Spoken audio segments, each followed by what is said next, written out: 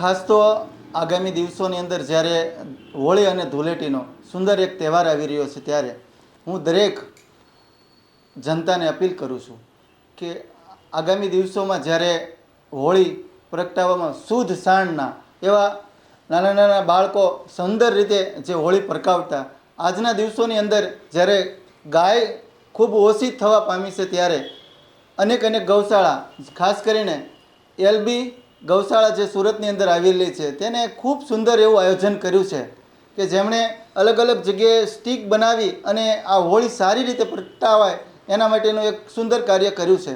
તો હું દરેક લોકોને અપીલ કરું છું કે આ જ સ્ટીકથી હોળી પ્રગટાવાય જેથી ખૂબ સુંદર વાતાવરણ થતું હોય છે. જ્યારે અલગ અલગ જગ્યાએ આ હોળીનો એક તહેવાર સારી રીતે ઉજવાય, જે લાકડાથી લોકો ઉજવી રહ્યા છે તે ખરેખર ખૂબ જેનાથી વાતાવરણ ખરાબ થાય છે. એટલે એલડી ગૌશાળા જે અત્યારે સુરતની અંદર કાર્ય કરી રહી છે તેને હું ખૂબ ખૂબ ધન્યવાદ પાઠવું છું. નમસ્તે.